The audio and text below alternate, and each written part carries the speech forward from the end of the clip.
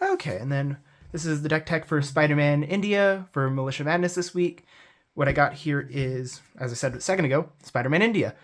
He is a 5-mana 4/4 with Web Sling 3, and his ability is Paviter Seva. Sorry. Whenever you cast a creature spell, which is very nice because it doesn't have to resolve, put a +1/+1 counter on target creature, on target creature you control, and it gains flying until end of turn. Which means I can jump a lot of stuff into the air, and with that web sling ability, I can actually play this on turn 3 a lot, which we'll get to in a second, is actually going to be a lot of the focus of this deck, is getting this down on turn 3, and then just cracking in on on turn 2, I mean. Because, 1 mana dork, then this. Turn 3, you're cracking in 5 to 7 in the air, depending on how many things you can play on turn 3. It's honestly kind of nutty. So, to start with, I'm going to show you my, mana dork package, which is the most of what we're going to try to bounce, but this one will be saved as a little special thing for the side, because it's very specific to this. But we got 5 1-mana dorks here. Notably, I don't play any Arboreal Druid or Utopia Sprawls in this because they can't tap to Web Sling. But I got Arbor Elf, Llanowar Elves, Elvish Mystic, Fyndhorn Elves, and the weird one, Boreal Druid. Because it's here making a colorless mana, which also counts as a snow mana, because it's a snow creature. Is that relevant? No. Okay. It's fun. But all of these, as long as I have a plains on turn 2, can cast Spider-Man India, which is the big thing. And then, what's it called? The other weird one here is Devoted Druid, which, if you see 2 mana, tap out of mana. But if you put a -1/-1 counter, you can untap it. So what I can do is tap it for 1 mana, play an Arbor Elf, put a +1/+1 counter on it, untap it, play another guy as long as I have 1 mana guys. So it's just a fun interaction that can not ramp me, but get a wide board out, which there are going to be some payoffs for later. Yeah. Well, it can eventually ramp you, right? Because you put a bunch of mana sources into play. Yeah. But yeah, it doesn't immediately ramp me. Yeah, it's a nice synergy. Yeah. And then the next thing I'm going to get on is, let's see, it's stuff that's just nice to have ETB triggers, because that's good, and it'll also fundamentally show some stuff, because Commander Web Slings, so we want some ETB triggers. Yeah. So we got nice ones like Jewel Thief. In the 1-mana category, we have Thraben Inspector and Novice Inspector, City Pigeon. All of these are other things I can get in on 1, attack on 2, and then if I... Bounce. Yeah. I can bounce them with some other stuff, or if I attack on 3, I can get Spider-Man India down if I didn't have any ramp. It's just a part of the hedging my bets on if I don't have a dork, I need 1-mana guys to bounce. City Pigeon's interesting. Yep. I think it's very, very good. Oh yeah, it's flying, so it can get in a lot easier to bounce, which is nice. And then we got Nest Invader, which is 2-mana 1, which will come down and do its stuff. Eldrazi Repurposer, these are all just making guys, because it means I'm going to have mana to cast big stuff and trigger my Spider-Man India more because I have the mana.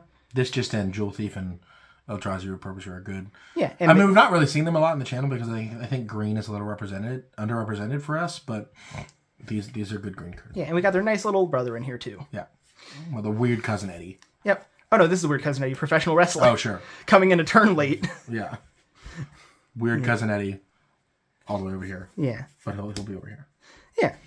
And then next I got a couple card draw things which are good for bouncing, which are Militia Bugler. Only I want to say a third of the creatures here won't get hit by it. And honestly, even if it doesn't hit, it's still not worse on stats, and it's just something that gives me the option. And then Rafine's Informant, Conniving is nice drawing. It also can put some +1/+1 counters on itself, which can also just make it a little bit bigger and actually a threat as a 3/2. And Salt Road Pack Beast, which will exploit the fact that I have a wide board to just be a 1-mana 4/3 that draws me a card. It's pretty good stuff. Now, Spider-Man India is good to bounce stuff, but he's in my command zone, so I need a couple other things at least. So what I got here is just a little bit of a package, not much, but the 2 Web Slingers, Spider-Man Web Slingers. So if this comes down on turn 2, real nice. It's a 3/3 on turn 2. Yeah, I've been real impressed with this. I didn't think I'd be as impressed with this card as I was, but I think this might be one of the best, if not the best card for our format to come out of the Spider-Man set. Oh yeah, this card's just so good. Especially it's good with this guy. Yeah, they play very similar roles. It's very nice. And we got Spider-Man Brooklyn Visionary, which is a little slower, but it's another way to just bounce stuff. And Pegasus Guardian, which the other reason why I have it here is because its nice secondary effect is it's a 6-mana card, which if I have a bunch of mana left over after needing its adventure to flicker something, I can just nicely be oh yeah, I'm just going to drop this, and hey, now if you kill a guy that's not the Pegasus Guardian, I also get another 1/1 of flying. Yeah. Well, the Spider-Man Web Slinging, this package is also just really, really good because you can attack with the core Skyfisher. It's got flying, they can't block, and then you can bounce the Skyfisher for the web slinger, and it's just like, oh. Yeah, and for this, that would also be 2 separate cast triggers that I'm getting in addition now, too. You can get infinite, right? Then you score faster, you can bounce this and this, and then, but it's infinite, but only 2 a turn. Sure. Yeah. But yeah, that's some nice stuff. Then what I got here is just a suite of stuff that is specifically good to the deck, which that may sound weird, but it's like adapt creatures, which one of them is a bit of a boogeyman of the format in the past, but it's nice because I can just be like, oh yeah, I play a 1-mana guy. I put a counter on this. It gets me a colorless mana, which won't let me recast Lana Worlds or anything, but it'll like keep fueling stuff. Yeah. Then combo-less Basking Brute Scale in this format. Yep, just value.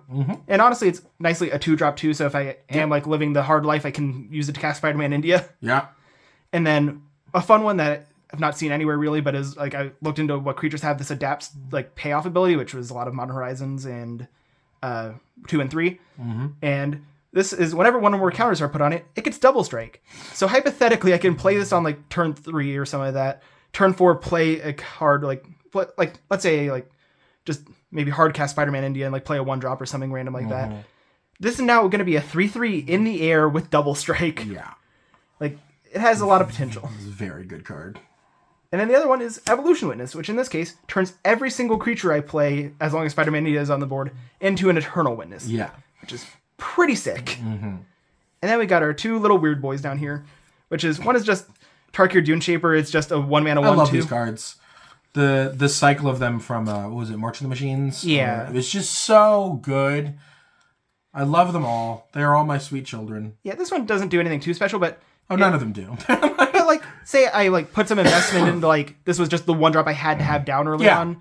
I put like 2+1/+1 counters. Now on like turn 5, I have a bunch of mana I don't need anything to do with. A giant trampler. Yeah, now it's a 6/5 trampler because I put 2 counters on it earlier in the game. It's fairly good. Yeah.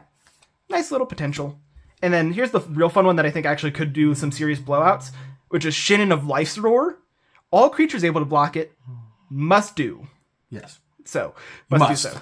Yeah. Which means they have 5 creatures, all 5 of them are blocking. Yeah. Allure. Or like, was the first creature did what? Taunting Elf? Put that up on the screen.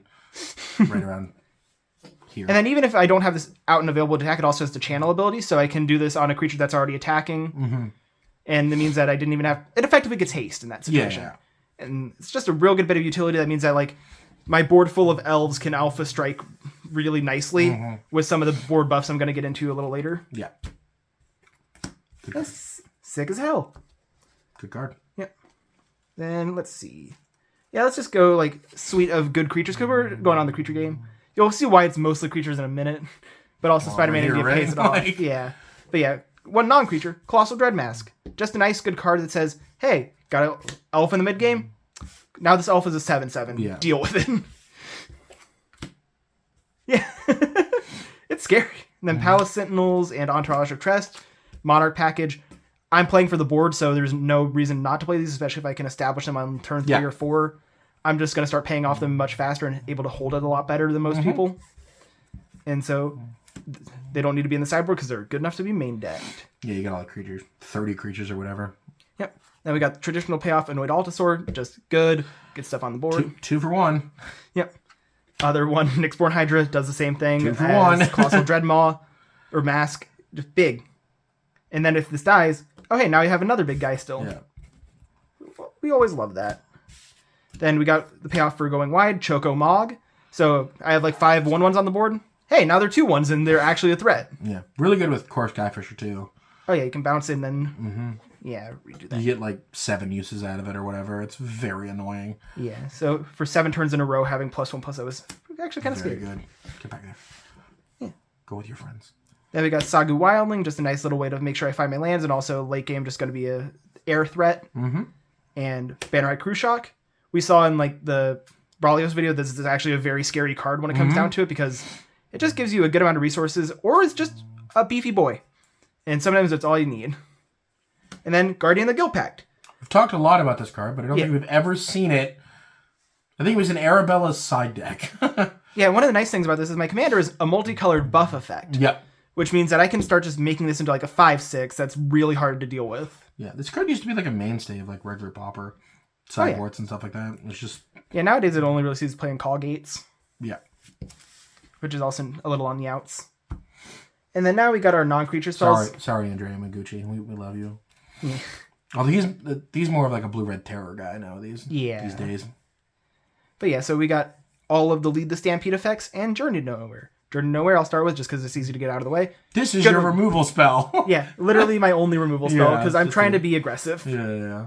Then we got Malevolent Rumble. Just nice like way to find something. Also refunds one of its mana. Can be effectively a ramp spell like that. Winding Way, because as you saw, I'm 90% creatures. Not actually. I believe it's somewhere in the 30s range, which is over 50%, which means this will hit 2 cards and be a cheap divination in most games. Mm-hmm. Lead the Stampede will be probably a draw 3 in most games, which is where you want it to be. And same for You Meet in the Tavern, but the reason why I'm fine with paying more mana is because A, it's a singleton format, and B, I can sometimes just be like, I got 3 or 4 1/1s on the board. Okay, I'm attacking for like 15 now. Yeah, they get +2/+2 raw. Yeah. Then the last couple creatures... Also, some of them have flying. Yeah. So. The last couple creatures are going to be just our staple Eagle of the North, Generosint. Generosint is not as insane, but it's just a nice ramp threat that can be a big blocker. But Eagle of the North, once again, nice because I have all these dorks. Mm-hmm. Now they get all +1/+0 first strike. Yeah. Hey! And it's just, fixing, which is something we... It's an Anthem effect that does something when it's not an Anthem effect, which is really good. And then we got a little package here. Is our lands. Yep, gates. Are you not on Selesnya Guildgate? I do. I don't know where I put that. Oh, okay. It ended up down here. There we go. Cool. Thought we were going to have an interesting conversation, but nope. Yep. So these are the legal gates. Yeah, there was one more legal gate in 2-color decks, but it's bad because you have to pay a mana or sacrifice it when it comes in. Gateway Plaza. That's pretty bad. So you'll basically see these 5 gates just color swapped in every 2-color deck, and then in a 3-color deck you'll add 2 more. Mm-hmm. No, sorry, 3 more. Yeah. Because you'll get 1 more of the Manor Gate cycle and then 2 more of the regular ones. Yep. I think Lagrella is on. Yep. Yeah. But it's just good value. Heap Gate's a little weird, but it's just here to add. It's fun. Mm-hmm. Because it's another count to make Basilisk Gate punch harder. Then we got our just regular 2-color lands. If you're wondering why I picked these, Radiant Grove, I can search it off of my land cyclers. Mm-hmm. Edge Cornfield, if my opponent's taken a couple hits, say it's turn 4, will probably come in untapped. Selesnya Sanctuary is nice if I have like a 2 or 3 land hand. Yeah. Just say, hey, I can now actually get up to 4 or 5 mana without any buff or without any rampers by just having this land here. Yeah. I think a lot of this is preference too. Like, you have a lot of flex slots. Like, if you wanted to play the Desert that pings, you could play that. It's like, your deck's pretty self-sufficient on like colors. So the dual lands that you play are like you should probably play one of these. If you wanted to play the Snowland, you could. But between the gates, you're probably just set. So I think it's just a matter of preference, really. And also I was trying to make sure not to like get too many lands that couldn't like play an elf or like a 3 Inspector on turn 1. Because right now this is literally all of these lands can't, and that's 8. So I wanted to leave it. Oh, yeah, no, I don't think you're wrong. I just want to make the point that it's a matter of preference, right? Like, I'm just explaining like why I made this. Yeah. And so like none of these lands can play an elf or a 1-mana Dork or a 1-mana 3-mana Inspector, so I wanted to make sure that I had enough slots for that, so that's why there aren't more. And then I got 4 planes, because I don't have as many white 1-mana drops. Yeah, you really want to play like an elf on one. 6 forests, which are snow-covered because they're the ones I could find. There is no other relevant reason. Yeah. Morgan forgot to bring them, so they came, and the day we were filming was like, do you have 6 forests? And I was like, they're snow-covered, and they're like, that'll do. Yeah. So these are my snow-covered forests that go in a deck that you'll probably not see. Okay. It's my mono green deck. And then with that, we can get on to the sideboard. Okay. Sorry, I got that extra sleeve sitting here. Sick. But we're going to go with some of the standard like concepts and stuff, so I should have sorted this out better beforehand, but here we are. So we got like Relic of Progenitus, Graveyard Hate, Dawnbringer Cleric, and Graveyard Hate. It's also Life Gain. Draven Charm, which these are all my Graveyard Hates. Then I love this card. In straight up Life Gain, we got Lone Missionary, Nyla's Disciple, and Erishan Cleric, and Armadillo Cloak, in addition to Dawnbringer Cleric. So if we go up against something that's more aggressive than us, we have a very good chance of just fighting our own way back really easily, and these creatures are stuff that we can exploit to gain a lot of life with our bounce. Yeah. I'm interested in the Armadillo Cloak. Did you not feel like these 4 cards were just good enough, or like? I just thought it would be interesting. Okay, was it a situation like what I think I said in my deck tech was like, I have a Flaring Pain because I had a 14-card sideboard. Oh no, I just was like, let's just add it. I was like, okay, like what works in this kind of slot and like could be actually kind of threatening. And I was like, Armadillo Cloak can suit up stuff like that's like has like a Colossal Dread mask on it and like give it lifelink. Good on your Guardian of the Guild pack too. Kind of scary. Yeah, good on the Guardian of the Guild pack because it can actually equip it. Yeah, I was just curious. I'm not saying you're wrong. Yeah. It's just interesting. I've not seen many Armadillo cloaks in the sideboard. I just like it. It's fun. And then we got our stuff that can steal targets. So if we're playing against a lot of control or stuff that also has buff spells, Standard Bearer Coalition, Honor Guard, do that. These are just, nice standard little guys that steal stuff. Then let's see what we got here. Let's go with Artifact Destruction. Sure, yeah. We got Guardian Naga, which do for Enchantment Destruction also has Raven Charm. Kasali Pride Mage. Sick. And Masked Vandal. Yeah. And the reason why I prioritize like the Kasali Pride Mage and Masked Vandal is they're 2-mana creatures, so they can come down on the board even if my opponent didn't play an artifact or something, and still contribute to my game plan. Yep. And the Guardian Naga, I have a lot of ramp, so if it does get to late game and I used its Exile Enchantment effect, I can now have it as surprisingly annoying to deal with creature in the late game. Yeah. Because it's 7 mana, 5/6 vigilance, and as long as it's my turn, prevent all damage that would be dealt to it. Yeah. So it just attacks for free. Yeah. You also have like probably like an accident. Well, you have a really good targeted Boggles matchup here, but you also just have like a good accidental Boggles. Like, also the Cleric too. Yeah, and I was like trying to prioritize like some like of the modal stuff with like the Thraben Charm and the Dawnbringer Cleric because I have a lot of room to do that in this deck. Yeah. Then, let's see. We got a couple like more specific stuff here, which is I got everything around, but Prismatic Strands. Yeah. It's a white deck. Yeah. Can save my life and then can save it again because I have a good enough amount of white creatures. Can also protect your creatures too, right? Yep. Can protect my whole board from like a Fiery Cannonade, which we might see. And then the other things I got are Scattershot Archer for stuff like fairies, etc. Like I don't have a good way to deal with a mass amount of flyers. And Murmuring Mystic as well. Yeah, Murmuring Mystic. This is what does it. And then Lignify. Just a hard removal for commanders. Pretty sideboard. Yeah. Staple of the sideboard in our format too.